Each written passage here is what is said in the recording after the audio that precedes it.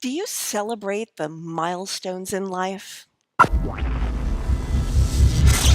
Hi, this is Carma Spence, and something happened over the weekend. I met a milestone and I wanted to share it with you and use it as a point of edification. If you've been following me at all, you know that since 2010, I've been working on my book, Public Speaking Superpowers. And if you've been following me recently, you know that I've been really pushing hard on it because I want to be in the running for an award. And in order to do that, it needs to be available on Amazon, at least in pre-sale, by August 1st. That means I need to get it to the interior designer by July 1st. It is now what? June 11th. And the manuscript was just taking so much longer to write than I thought. I had hoped to get it done by June 1st. Well, I got it done this weekend.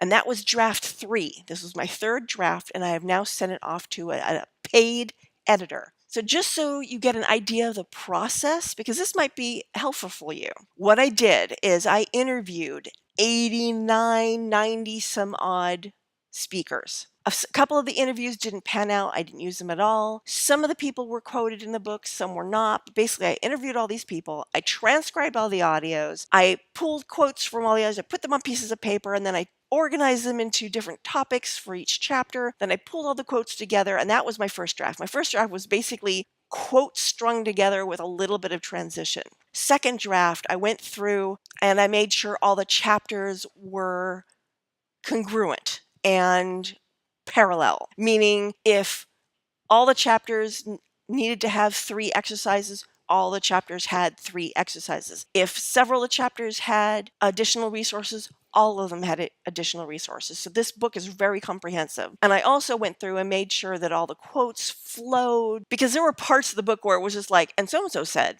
and then so-and-so said, and then so-and-so, oh, that was awful. So I cleaned it up as much as I could. That was draft 2. And then I handed draft 2 to my husband. And the reason why I did that is because I'm using a superhero metaphor. And he is a comic book geek. So he was able to, not only, he's a good communicator, he's a writer and a speaker himself. And so he was able to provide me with a lot of really good feedback about just the flow of the book, as well as some areas where I was talking up here when my audience is really not quite up there yet, because I knew what the speakers were talking about, but my audience might not. And my husband was able to point that out. But also, he was able to inject a little bit more of the superhero metaphor into the manuscript. So this weekend, I took all his comments and took the ones I agreed with, worked through the ones that needed to be worked through, and then fixed all the little niggling things, like I created the speaker directory and I created the back matter and the front matter and all that stuff. And this Sunday,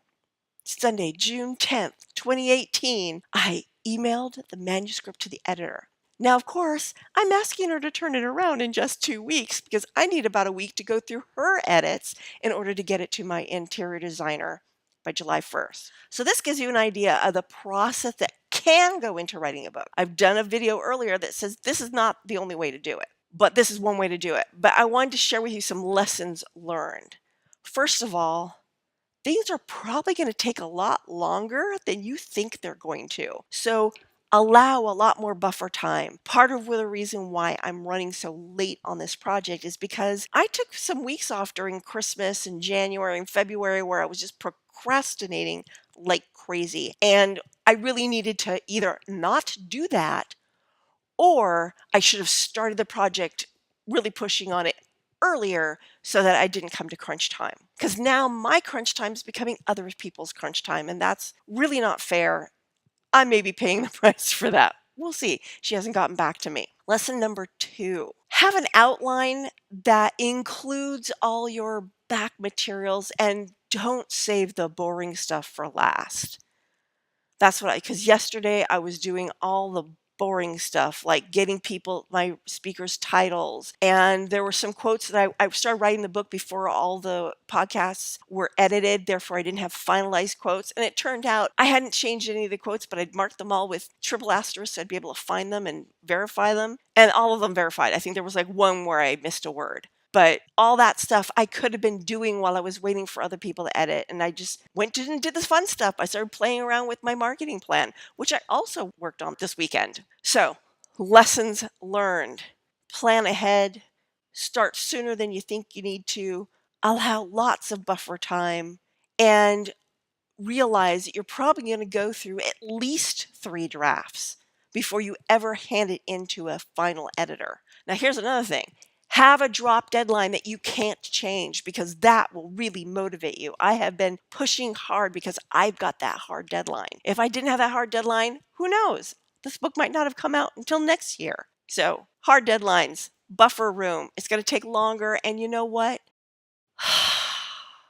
It feels so good to accomplish your goals. So, my question to you is, what goals are you working toward or are thinking about working toward but haven't started? If you're on the latter, set hard deadlines and realize that it's going to take you longer to get there than you think. Time's ticking. Get those goals. Go toward them because they are so worth it. Even if they don't pan out to your wildest dreams, they're going to pan out to something that will build your confidence and your courage and your belief in yourself. This is Carma Spence, and I want you to remember this. Think outside the box. You don't really want to box yourself in. Spread your wings and fly because you, yes, you, are capable of more than you know. I'm not special. I'm not capable of more than you. We're all capable of more than we know. We just need to push ourselves. And I hope that you'll go for your goals. I hope you enjoyed this video. If you did, please give it a thumbs up on YouTube. And while you're putting your comment in there, let me know that you like the Weekday Wisdom. I like to know.